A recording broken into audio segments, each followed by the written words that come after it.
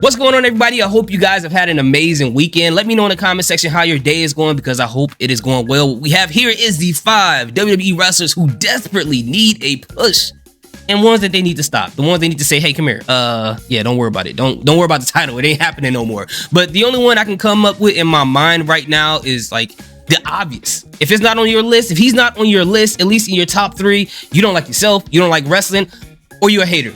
You only got 3 choices, and it is, yeah, LA Knight. It has to be LA Knight on everybody's list. For me personally, I can think of maybe Damian Priest. I love Damian Priest. Been watching him since he was Punishment Martinez. I think he's pretty good in the ring. Once put in a proper situation, in a proper feud, you can shoot him up to the top. But as far as that goes, I don't want to make that list too long, but as far as people who need to stop, a lot of the people I feel like that need to stop don't have the title anymore, like a Charlotte Flair. I hope whenever she comes back, they don't push her back to the top. Just have her help the talent get over. Like, we don't need her on the titles anymore. She's won everything already a gazillion times, you know what I'm saying? So that's the only person I can think of. But before we get into this, go ahead, hit that subscribe button and the bell next to it. Let's see what they got to say about this. And Triple H has brought back a lot of talent, making the WWE more competitive than ever for superstars searching for the spotlight. Join us now as WrestleMania looks at 5 wrestlers who need a push, and 5 they need to give up on, and 5 who need a fresh coat Oh, we got paint. a bonus category. I like that. We're only dealing with singles wrestlers in this category and superstars on the main roster. Be sure to subscribe and hit that notification bell for daily wrestling videos, and follow us on Facebook for exclusive lists. Also check out our new channel, WrestleMania Shorts, and our other channel, WrestleMania Hindi.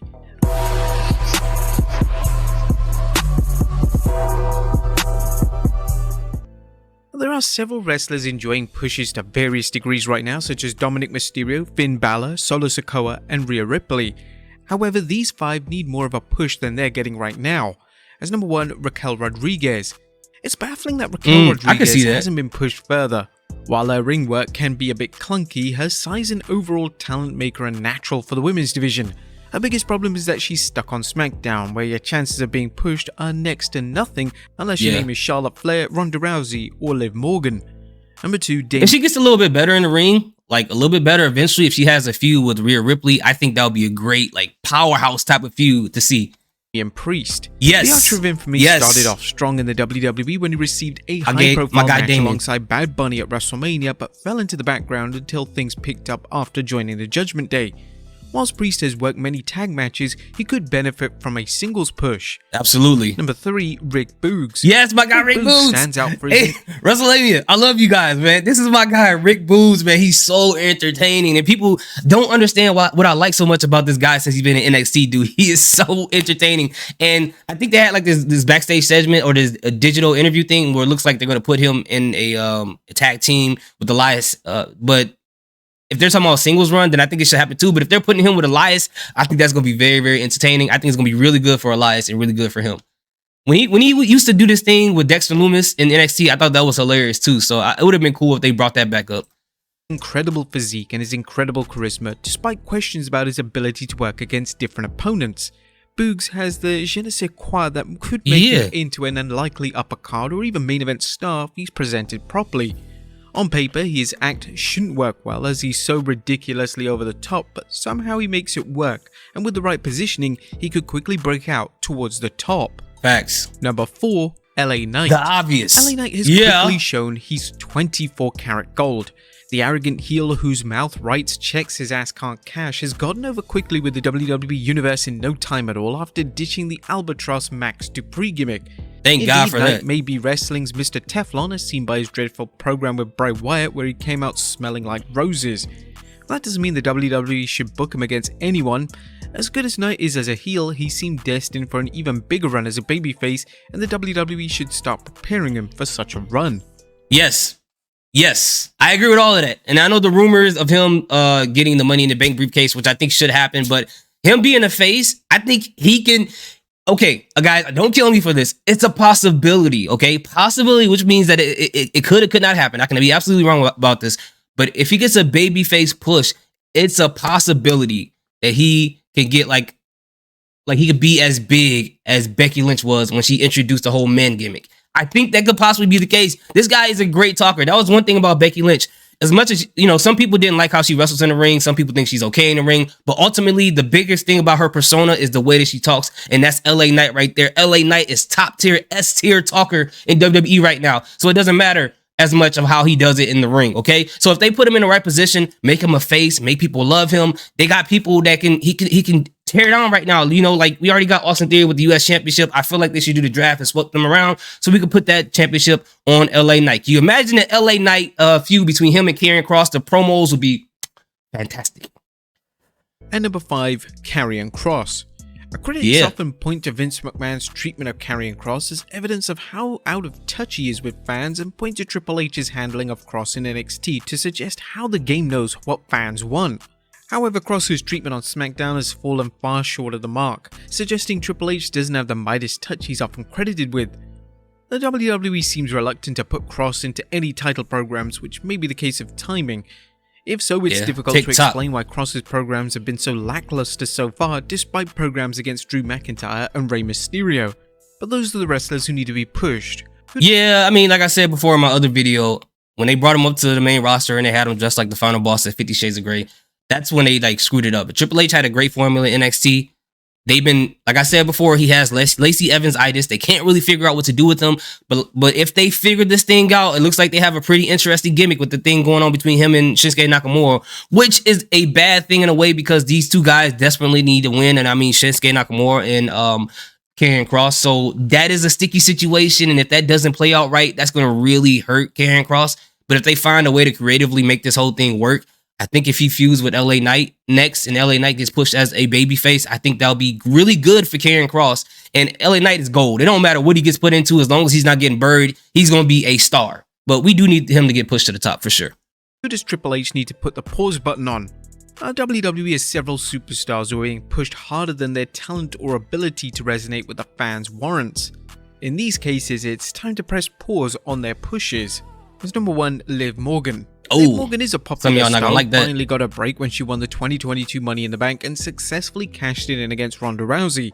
As we pointed out in the past, the WWE deserves credit for giving Morgan a run, but she didn't succeed as a main eventer, partly because she didn't seem credible against Ronda Rousey, and second because she is clearly lacking in the ring.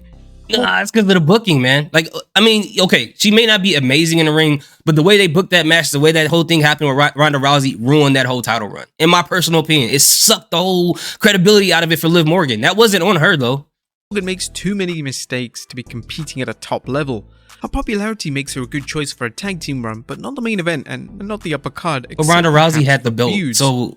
Number 2, Matt Riddle. Unlike most of the wrestlers in the pause section, Riddle has the ring skills and popularity to make him an upper card or even main event star. He's shown he can work with a variety of opponents and work equally well as a goofy comedic character and a serious character. Riddle's problem is that he's undependable due to his activities outside the ring, and until he's shown he's dealt with his personal demons, the WWE can't risk pushing him or continuing his current path. What are you talking about, WrestleMania? Do you not know who the Usos are? Do you not know what their rep sheet has been, and they still been getting tag team title matches and pushed to the moon because of their in-ring ability? This happens all the time. WrestleMania is losing me with this one. They're losing me. Sonya Deville. Okay, I agree with that one. They got me with that one. Not because she's lacking in talent, but because she has been jobbed so much since returning from her role as an authority figure. Like Carmella, Deville always seemed to find herself in the women's title picture. Unlike Carmella, she doesn't have the charisma or mic skills to annoy fans enough to want to see her get her comeuppance. Yeah. Number 4, Natalya. Like Sonya Deville, Natalya is always found in the world title picture. Normally that wouldn't be such a bad thing, as the veteran can still go in the ring and is a classic example of a wrestling mechanic. The problem is that Natty should be making room for other single stars and or putting them over.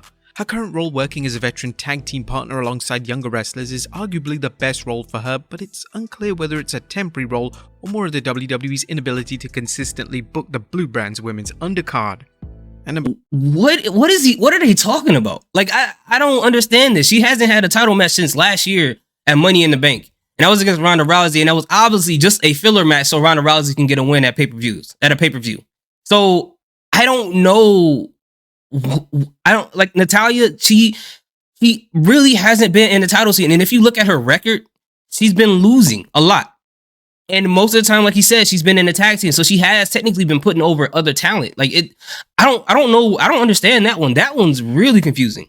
Like, I don't understand that one at all. Like, you guys let me know, because I don't remember the last time I've seen Natty holding a championship, or outside of that 2022 match against Ronda Rousey.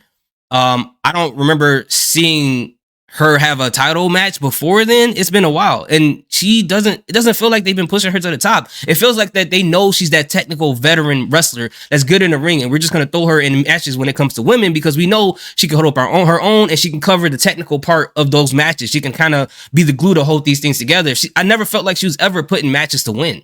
I mean, I don't know. That's just me. Number 5, Ronda Rousey. Does Ronda Rousey belong in the main event? Well, that would seem to be a no-brainer. After all, Rousey is the baddest woman on the planet and could tie nearly any female superstar into a pretzel with ease. Nonetheless, her current singles run has been a bit of a snoozer. Rousey still can't cut promos, and she looks like she's sleepwalking every time she steps into the ring. Some fans might feel she's too much of a badass to be working as a singles star, and they might be right. Likewise, some fans might feel Rousey's merely collecting a paycheck.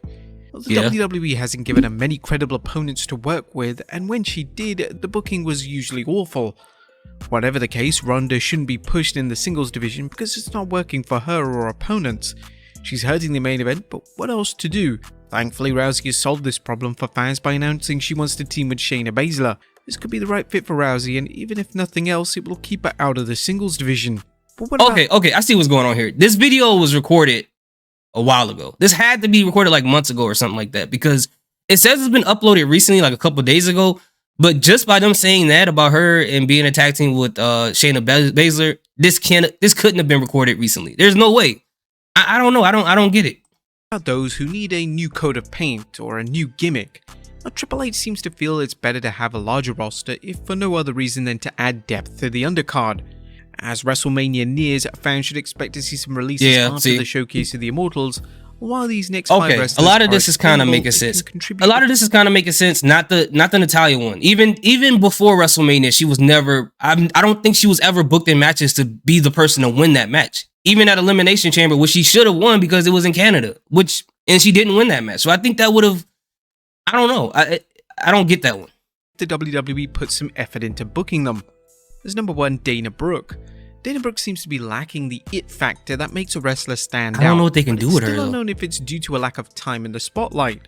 Brooke has the physique and technical skills to work matches, but really hasn't had any kind of push other than during her time in the 24/7 division in 2022. You know what physique you're talking about. She's shown the ability to be a supporting player in the mid-card, but remains underutilized and at times ignored. Yeah, I didn't feel completely bad for her, but I kind of felt like for her when she was like so serious about making that 24/7 title a real thing, like it was the only title she had to her name, and she felt like very, very like passionate about making that title legitimate, which is unfortunate that somebody is trying to make a title that no one's supposed to take seriously, a legitimate title at all. But outside of that, I've told people that I've seen her like, practice wrestling and train and stuff like that. She's actually good when it comes to practice and stuff like that. It's just that she hasn't been put in the proper position to showcase her talent. And I'm not saying that she's like a superstar or anything like that, but I think she's a lot better than when she's being booked. And she's been pretty loyal to, WWE. Like, she's been like, what they've been doing to her is basically what they're doing to Aaliyah right now. And she's been doing that for years. Number 2, Tamina. While Tamina's career may be winding down, she's a veteran who can make opponents look good and do so without hurting them. Tamina still has the size and strength to make a worthy foe, even if she's used to put others over for the most part.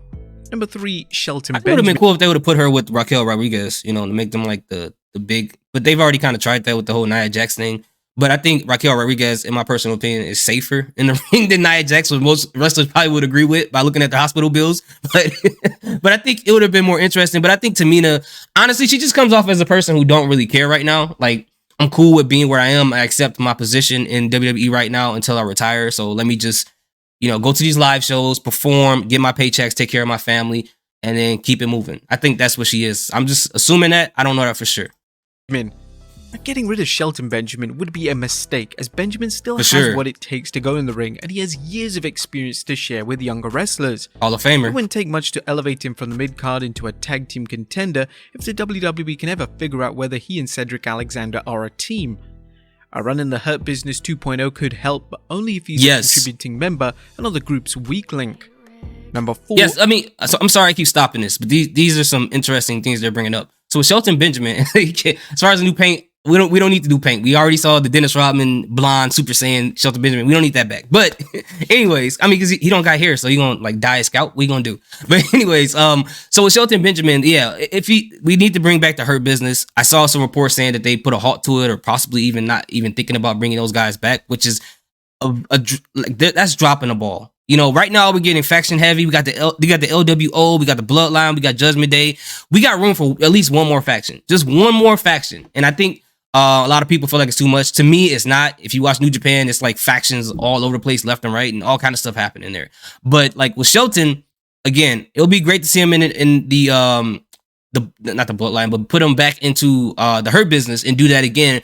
But ultimately, one of the guys that I think need a push too that they didn't put on the list and I didn't say in the beginning is Chad Gable. Chad Gable, Xavier Woods, but Chad Gable for sure. And it'll be great to see a storyline between those two individuals as single competitors. And, you know, to kind of go back into their storyline of them being tag team and, you know, their association with Kurt Angle and things like that. It's so much, they have so much wealth of content that they can use to implement into a storyline between the two of them.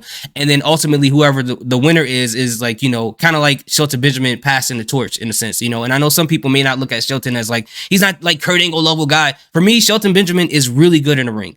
Very, very good in the ring as a technician. And to see these guys have a technical match together will be amazing. That'll be an amazing match to see, in my personal opinion. Other people may not like it. For me, I love it. I know people hate Zack Sabre Jr. That's probably the same people who don't like these two guys. So as far as in the ring, but for me, I love technical wrestling. Akira Tozawa. The WWE seemed to think that ditching Tozawa's ninja gimmick would help him get over after years in the 24/7 division. His face. Unfortunately, it hasn't, and the WWE needs to figure a role for him that I want to meme that face. When I'm done with this video, I'm gonna screenshot it and I'm gonna meme it. That's a perfect meme face. His strength despite his size. And number 5, Jinder Mahal. Nah, he just gotta go, bro. Despite his shortcomings as WWE champion, he just gotta go. The modern day There's nothing they can do. should be doing more in the WWE than floating from one brand to another. His tendency to get hurt hasn't helped, but if he can stay healthy, he should be pushed. Does he need a gimmick change? A turn from heel to babyface? Well, Mahal isn't a diamond in the rough, perhaps, well, not even a diamond, but he is a gem that could benefit from some serious polishing. What you guys think? Nah, man. You know what? And that's no disrespect to Jinder Mahal, but the whole thing about them pushing him too early after being a jobber to winning the title, you would think that would be the greatest inspirational story ever told, but in his situation, it was career S-word. You know, it kind of hurt his own career. So at this point, this guy's going to need Jesus, Buddha, all 7 Dragon Balls, everything in order to make this thing work from him transitioning to a heel to a babyface. But at this point, I mean, if he could stay around and just kind of help wrestlers in the background, they say that he's like the nicest guy in the locker room. So I don't wish anything bad happening to his career. But at this point, I don't know if people want to see him, man. And even the people who didn't watch him in the 2000s, they know about the stench that comes from him possibly getting close to even holding the title. So with that being said, WWE is going to have to want to keep him at the bottom, which means that he has to stay as a jobber. And that sucks for him. But at his age, doing what he loves and making money and seeing other people get released, he should be happy with that. I mean, he had a fantastic life. You know, most people don't make it to WWE at all. But anyways, what do you guys think? If they left some people off the list, if they put too many people on the list that shouldn't be there, let me know in the comment section. Thank you guys so much. Again, I hope you guys are having an amazing day. Salute. Peace. Have a good day.